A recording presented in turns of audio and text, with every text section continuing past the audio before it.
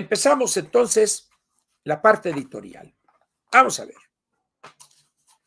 Decía yo, en este momento comienza la parte editorial de Platica con Ángel. Parte editorial correspondiente al viernes 17 de junio del año 2022. Comenzamos, pues. El título, decía yo, es sugerente por razones obvias. ¿Por qué tanto miedo a aceptar su locura? Una de las cosas que a mí me ha sorprendido de los seguidores de López o del bulto, y aquí incluyo desde encumbrados, políticos, no políticos, empresarios entre comillas, oportunistas, sinvergüenzas, buscachambas, hasta personas de lo más sencillo, en términos económicos, en términos educativos, ¿verdad?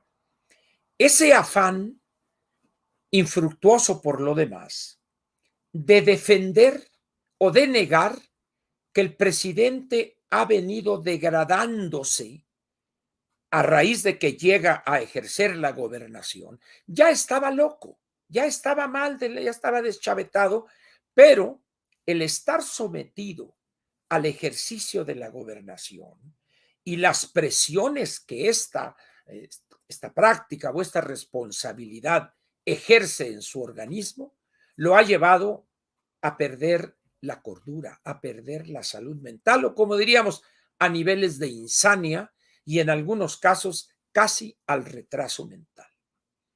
El presidente, mencionas la demencia senil, es muy posible. El hombre, si bien no es un hombre muy viejo, incluso yo soy mayor que él ahorita debe de andar en 67, 68 años, si no estoy equivocado, y yo voy a cumplir 77 ahora en septiembre. De tal manera que, sin embargo, como dirían en mi tierra, es que lo corrieron sin aceite y por pura terracería. El hombre se ha descuidado en su vida, en su salud. Incluso hoy mismo los médicos que lo atienden señalan que es renuente a la toma de medicamentos con las dosis que le recomiendan y en las horas que debe ser. Entonces, ¿por qué tantos, gente que se da cuenta, gente pensante, por qué se niegan a aceptar que el presidente raya en la locura o casi, o está en las fronteras de la locura? ¿A qué se debe eso? Y yo creo que hay una razón muy sencilla para adoptar esa actitud. Primero, porque sería un golpe a su ego haber apoyado a un loco. Imagínense a un Lorenzo Meyer, imagínense ustedes, no sé, a algún ministro de la Suprema Corte, a algún secretario de Estado, a Adán Augusto, el florero del Edén, este señor, el abuelo Monster, al florero de Bucareli, la exministra de la Suprema Corte, y así, al mismo Ricardo Monreal, a muchos. Imagínense tener que aceptar que está loco el presidente. ¿Ustedes creen que Ebrard va a aceptar eso? ¿Que la anticientífica Morticia Sheinbaum va a aceptar eso? Jamás. Entonces, dice uno, ¿por qué esa renuencia? Primero, ya lo dije, porque estarían exhibiendo su incapacidad o su cobardía para aceptar una realidad. Segundo, por la ceguera que produce el servilismo. Hay personas que son tan abyectas, practican la actitud, la conducta lacayuna a tal grado que se ciegan, que rechazan analizar objetivamente a una persona en su desempeño y en su salud mental. La otra es el sinvergüenza, el oportunista, el que anda buscando quedar bien con el gobernante o con sus funcionarios. Entonces se imagina que anda buscando un contrato de una carretera o algo y que diga, no, pues efectivamente el presidente está loco, pues ya se le acaba.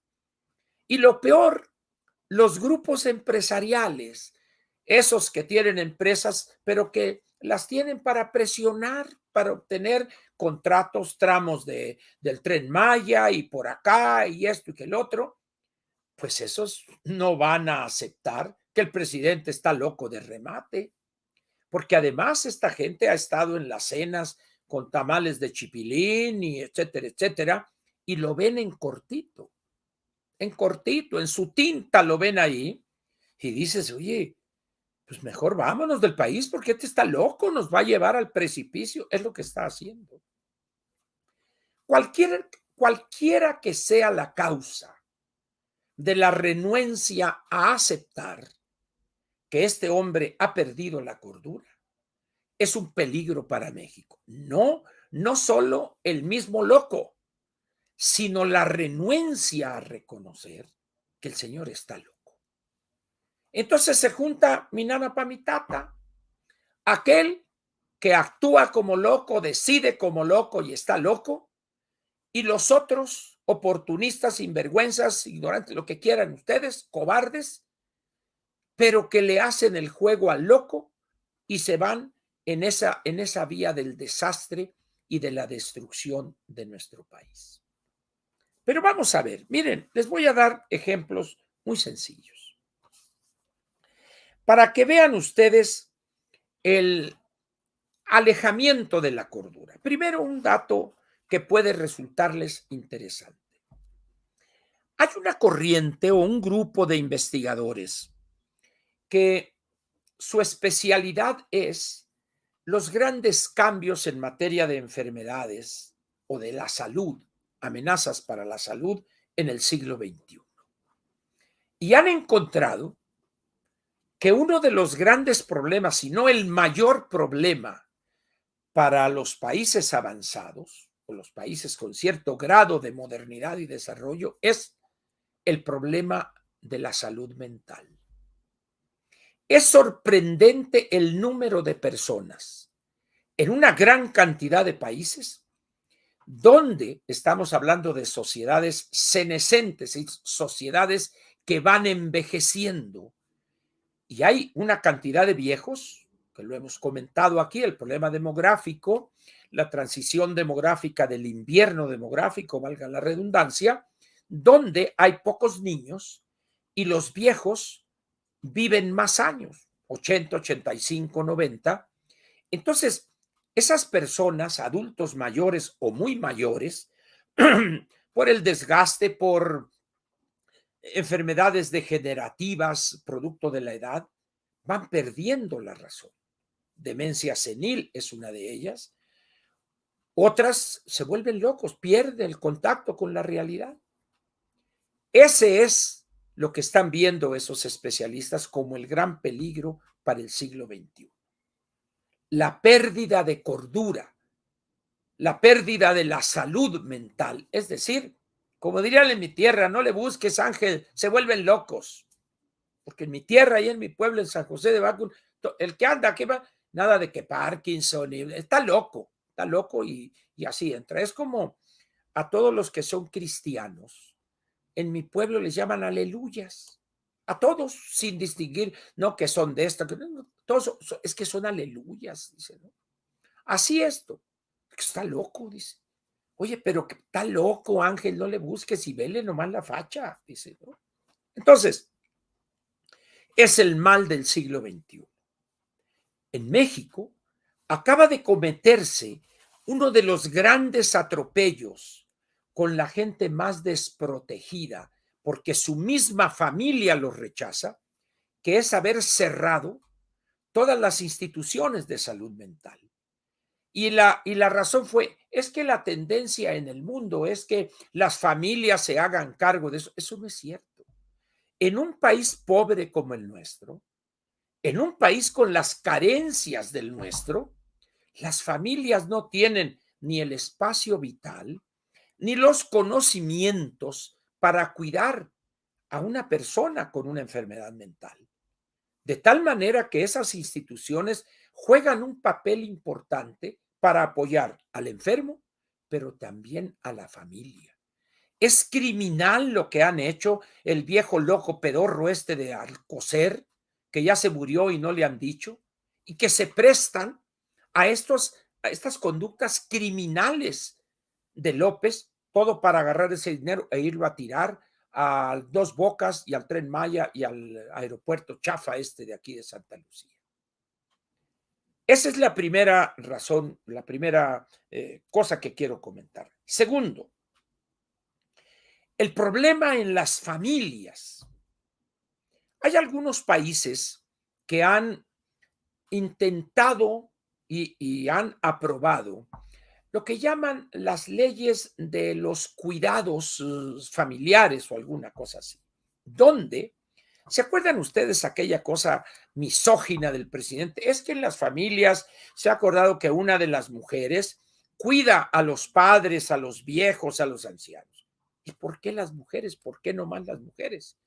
Esa es una visión arcaica que tiene este señor. Entonces, hay algunos países, por ejemplo, como España, que aprobó una ley de cuidados familiares o algo así, donde a la persona que en esa casa, en esa familia, se le asigna el cuidado de los viejos, que ya no se pueden valer por sí mismos, que ya no pueden trabajar, y ella por razones de decisión familiar, vayan ustedes a saber, o machismo en la familia, es la persona que los cuida. Entonces se definió un pago a esa persona, una especie de salario. Vino la crisis del 2008 y creo que cancelaron eso. Pero hay otros países donde existe un estipendio para quien se hace responsable o la hace la familia responsable del cuidado de los viejos. En México, tal parece, aun cuando tengo entendido que hay una iniciativa de ley en el Congreso sobre cuidados familiares, no recuerdo su nombre exacto, pero nada ha pasado, nada ha pasado. Y luego sale que en el caso de la salud mental lo cierran y ahí van a la calle. Cuando eso se da, hay casos, yo no sé cuántos les guste viajar por carretera, pero por ejemplo en algunos lugares en provincia donde cierran esas hace años, por presupuesto, por lo que quieran, y los mandan a la calle, porque las familias no los quieren, no los pueden atender y se hacen de la vista gorda o de la vista flaca, lo que sea. Y ahí andan las personas estas por la carretera caminando, a veces desnudos, a veces semidesnudos, allá andan barbones, cochinos, y es fácil que en la noche los atropellen y los maten los trailers, porque de repente se cruzan la carretera intempestivamente. Entonces, es un problema para las familias esto, y el gobierno agudiza ese problema al cerrar estas instituciones que mencionaron. Ahora bien, en México decía hace unos minutos que no tenemos en nuestro arreglo constitucional esa causal de destitución que es la pérdida de cordura o volverse loco en el ejercicio del poder. En primer lugar, discutirlo en el Congreso, pues sería casi prohibitivo. ¿Se imaginan ustedes a Ricardo Monreal proponiendo una iniciativa para agregar en el artículo 84 de la Constitución como causa para sacarlo del poder del gobierno al presidente de la República que haya perdido la cordura mental? Pues imagínense, no así, así no lo puede ver el presidente ahora con eso. Pero va a llegar el momento que vamos a tener que legislar en esa materia. O lo hacemos previamente, que todos aquellos que quieren ser candidatos a la presidencia de la República se hagan examinar por un grupo de especialistas seleccionados entre los colegios médicos, personas, vamos a decir, de conducta irreprochable, de experiencia profesional inobjetable, y que elaboren un diagnóstico de la salud mental de cada uno de los aspirantes. Entonces, ahí se estaría haciendo un análisis ex ante, es decir, antes de que tome posesión. Porque lo otro sería ex post, cuando ya causó daño un loquito como es el que ya les platiqué. Ahora bien, hay otra forma de locura que ya mencioné ahorita un poco, la locura colectiva. La locura colectiva, ya expliqué a qué se debe: ignorancia, cobardía, actitud servil, la cayuna, etcétera. Pero ¿cómo se expresa también esto? Cuando el presidente nuestro, en este caso el bulto, dice: yo tengo otros datos y vamos bien, vamos muy bien, y vamos a crecer al 5% o al 3.4%, a sabiendas de que son mentiras. Ahí está el loquito, el que está fuera de la realidad. Pero luego tenemos a los funcionarios y a los seguidores, a los babiantes seguidores que dicen: vamos muy bien. Entonces se genera, como dicen algunos que no saben hablar español, permea. Oye, le digo, y nomás permea o también persurra, ¿ya? Es penetra en esos grupos sociales, en la mentalidad de esos mexicanos, de que efectivamente vamos muy bien y el país cayéndose a pedazos. En materia de seguridad lo vemos. ¿Qué dicen los integrantes de las bancadas de Morena en las dos cámaras? ¿Qué dicen? Que vamos a todo dar. Bueno, simplemente vean las expresiones de esta señora cavernaria de la política, la señora Transviña, senadora por Baja California Sur. Es decir, hay una locura colectiva. El mal se expande, se distribuye como la humedad penetra. Entonces, ese sería un gran peligro en materia de esa locura del gobernante que afecta, ya sea real o inventado, a millones de mexicanos, sea por conveniencia o por lo que guste usted. Ahora les voy a dar ejemplos muy sencillos de esto que yo llamo la locura colectiva. Vamos a ver. Regresamos a un tema que probablemente a usted le parezca aburrido, pero es un tema que yo sigo desde muchos años, hace muchos años, prácticamente desde que surge en la legislación el impuesto especial a la producción y servicios. He seguido yo el IEPS de los combustibles, de los tres, y su papel en las finanzas públicas. Hoy estamos ante una situación aberrante, una aberración total. ¿Por qué razón? Este gobierno ha decidido no cobrar el IEPS, no el subsidio. Señores, no estoy aquí para enseñarles a ustedes lo que es un subsidio, pero no digan subsidio, hombre, por favor. Están equivocados. Subsidio es otra cosa. Aquí lo que estamos es algo más simple. La ley de ingresos o la ley correspondiente al IEPS, etcétera, establece para el gobierno federal el cobro de una cantidad por cada uno de los tres combustibles, por litro. En el caso de la gasolina regular, que es la que se consume en un 90%, debe de cobrar máximo 5 pesos 49 centavos por litro vendido. En el dispensario, en la bomba, ahí le cuesta a usted 25 pesos 49 centavos el litro. Pero esos 5 pesos 49 no son ni para Pemex ni para el gasolinero, son para la Secretaría de Hacienda. Entonces, el gobierno no cobra esos 5.49 y ya le dan a usted la gasolina en 20 pesos. Entonces dice el bulto: por estas razones nosotros tenemos la gasolina más barata que en Estados Unidos. No, señor. Que no se plantea abiertamente el costo real de ese litro para el consumidor, eso es otra cosa. Por lo pronto, 5 pesos 49 centavos, paz, a castigar a las finanzas públicas. Pero ahí le va. Y como el petróleo está subiendo, sigue subiendo, en ese momento dice el Benito Juárez: vamos a hacer otro estímulo para acá. Bueno, y dice: si tiene en la declaración mensual provisional de esta empresa, que tiene una gasolinería, o varias, o muchas, las que sean, si le sobra, impuesto que no pudo deducir con este 5.49, entonces váyase a castigar al impuesto sobre la renta. Bueno, esta semana que empieza mañana a las 4 de la mañana para fines del cobro nuevo del IEPS y este estímulo, hay una rebaja de ese impuesto sobre la renta mensual provisional que debe pagar una empresa de 7 pesos un centavo.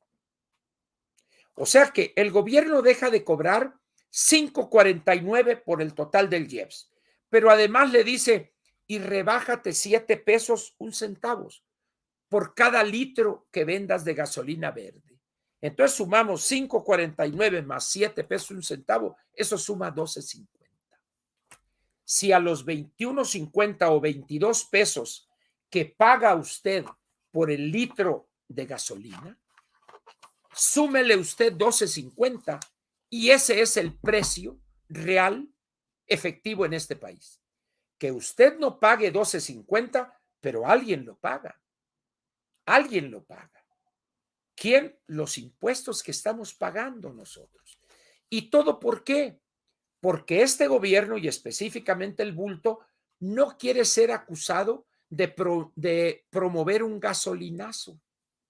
¿Se acuerdan ustedes cómo hablaba? Iba a costar 10 pesos y esto y que el otro y que el otro y que el gasolinazo de Peña y de Midi, etcétera.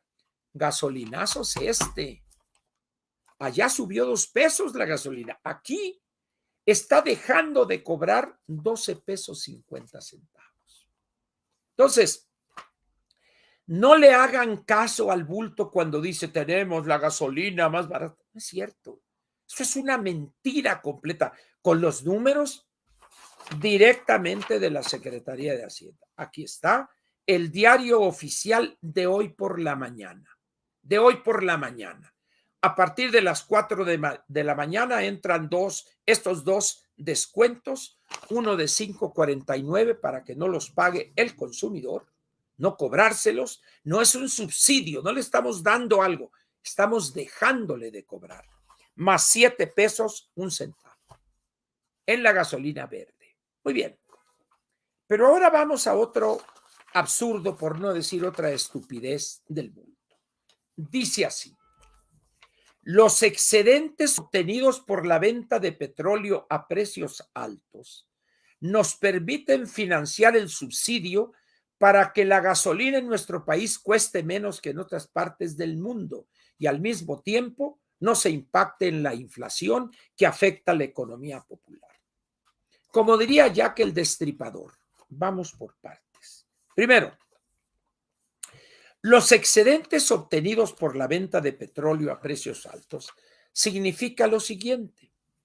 En el paquete económico y en los criterios generales de política económica se establece en donde viene un cuadro con las variables macroeconómicas para elaborar el proyecto de decreto de presupuesto y la ley de ingresos, la iniciativa de ley de ingresos, se toman varias variables y con un cierto monto o un cierto porcentaje.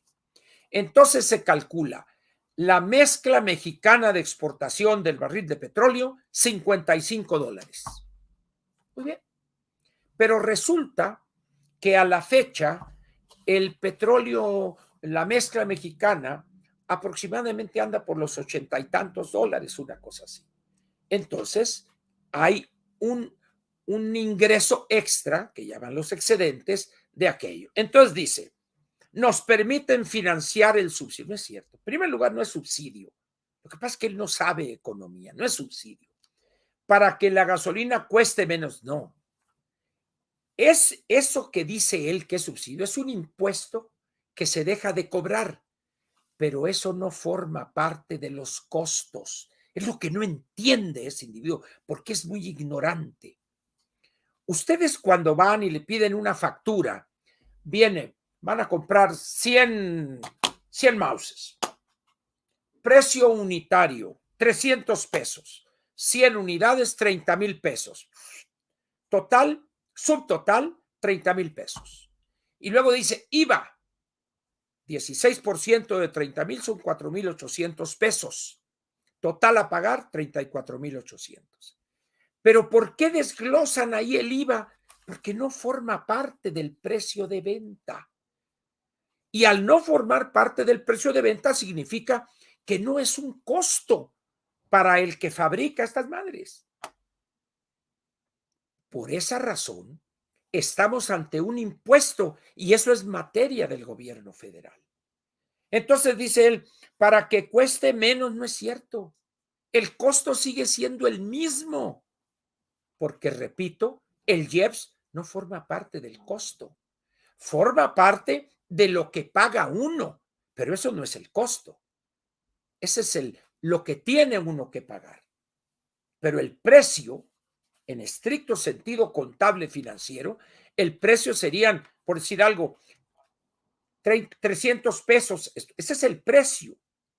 A eso le cargamos un impuesto que es el IVA, pero eso no forma parte del precio. Por eso le preguntan, con IVA desglosado, ¿y qué es lo que le desglosan? El impuesto que se va directamente a la Secretaría de Hacienda. Pero el otro ingreso, el del precio, eso se queda con la empresa para pagar sus costos. Entonces, luego dice que cueste menos que en otras partes del mundo. Olvidémonos de otras partes del mundo. Es decir, en México, el precio es altísimo, altísimo. Y además es altísimo por la ineficiencia en Pemex, por la corrupción, por la sobrepoblación laboral que hay. Pero ¿qué es altísimo? El impuesto que estamos pagando. Porque no nomás es el IEPS federal. Hay un impuesto de IEPS estatal que no se los han dado y ahorita andan chillando y andan gritando los gobiernos estatales. Pero hay otro impuesto, se paga IVA también. Y se paga un impuesto por los combustibles fósiles que es relativamente pequeño frente al IEPS. Entonces, la carga impositiva en cada litro de gasolina oscila alrededor del 40%. En Texas es el 22%, por ejemplo. Entonces, y luego dice, y al mismo tiempo no se impacta en la inflación que afecta la economía popular. Muy bien. Pero el presidente ha dicho, y los números así lo demuestran, que en este país, los que tenemos una garrita de automóvil o los que tienen automóviles lujosos, que no le han hecho caso al presidente, somos el 15 o 20% de la población. Entonces, en realidad, eso de la economía popular, pues no sé si una persona tiene en su residencia 3 o 4 vehículos, un BMW, un Audi, un Mercedes-Benz, un Toyota, un Lexus, un Accord o un Infiniti o lo que quieran ustedes, pues esa persona ni se fija en el precio de la gasolina. Pero eso forma parte de esa minoría. Lo correcto sería cobrar al 100% ese IEPS y ese impuesto sobre la renta, porque quienes lo pagarían son las personas del nivel más alto de ingresos.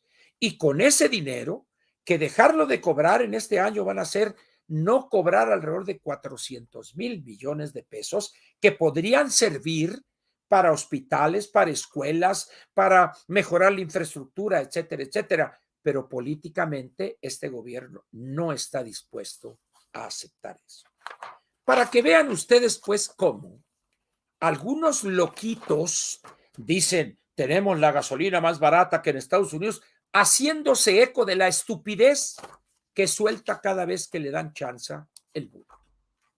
Pero la realidad, ¿cuál es? Que no tenemos esa gasolina que cuesta menos que allá.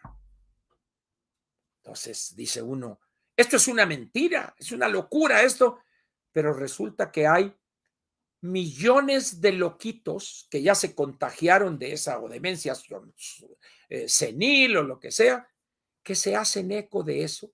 Eso es a lo que yo llamo la locura colectiva. Y cada vez va aumentando. No más que hay un pequeño problema que yo llamo la hermelinda linda de la economía. Aparece la realidad inflacionaria y ñacas, y suben los precios de los alimentos básicos.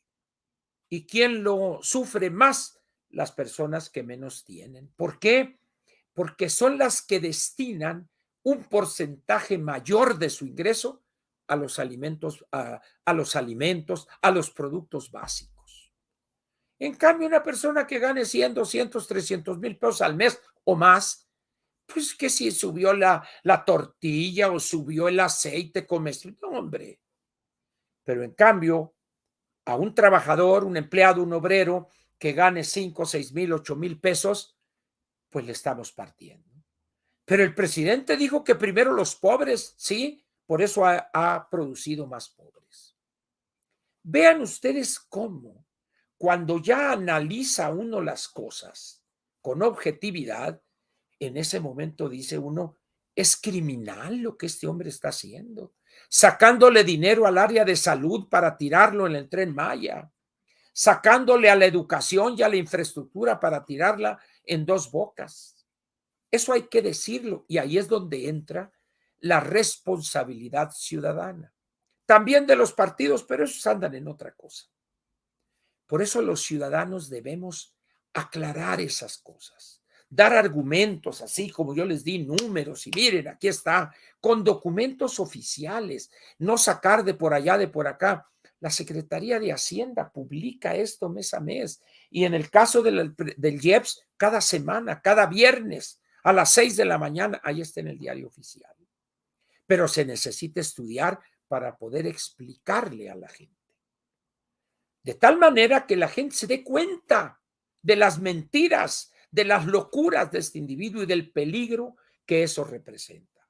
¿Y por qué es importante esto? No solo por lo electoral, sino porque el gran peligro es que este país no aguanta 6 años más de un gobierno similar a este. No los aguanta. El país tiene una institucionalidad tan débil que no aguantaría 6 años más. Por eso es importante pararlos el 24 y pararlos el 23 en Coahuila y el Estado de México. Pero la madre de todas las batallas va a ser el 24. Ahí hay que salir a votar con argumentos, con esto que estoy planteando yo, entre otras muchas cosas, para votar en contra de Morena y su candidato presidencial y en contra de los candidatos de Morena a las 2 cámaras del Congreso de la Unión.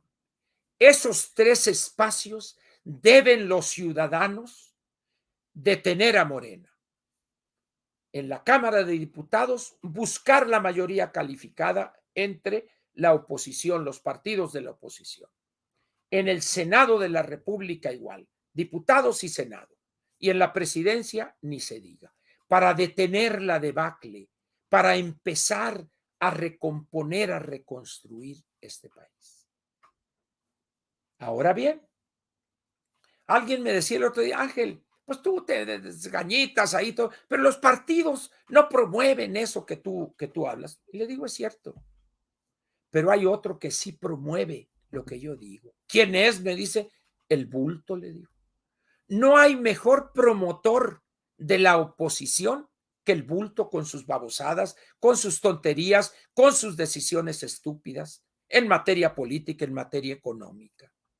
Ahora trae la cantaleta en materia política, pero qué bueno que ya se va Córdoba y Murayama.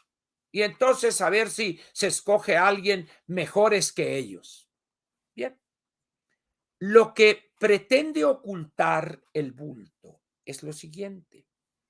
Hay un procedimiento para seleccionar a los nuevos consejeros, sea uno, sean dos o sean 4 los que vayan a ser sustituidos.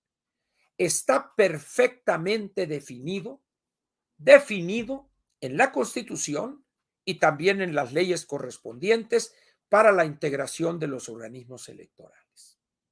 De tal manera que ya no es de que el presidente manda acá sus fichitas y ya pasaron, téngale.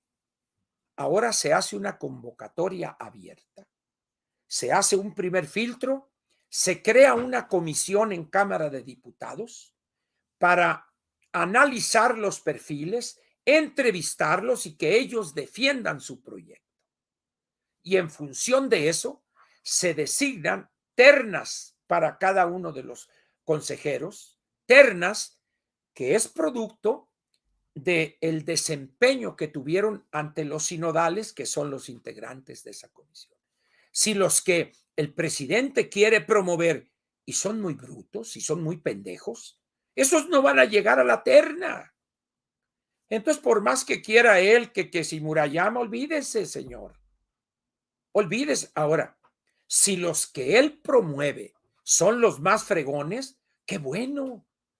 Pero el presidente no le gusta proponer a los más fregones, a los más inteligentes, porque votan en contra de él. Por eso quiere buscar a los más atrasados, a los más brutos, a los más tontejos, igual que él. Y eso ya lo veremos en abril del año que entra. Acuérdese usted de mí. Muy bien, resumiendo, la gran enfermedad del siglo XXI es problemas de salud mental y el gran ejemplo sería el presidente de la República, Andrés Manuel López Obrador, mejor conocido como el Bulto. Es un hombre que está poco a poco, si es que no ha perdido totalmente ya su salud mental. Él representa, con esa enfermedad, con esa debilidad mental que tiene, un gran peligro para el país por las decisiones absurdas o por estar abstraído de la realidad.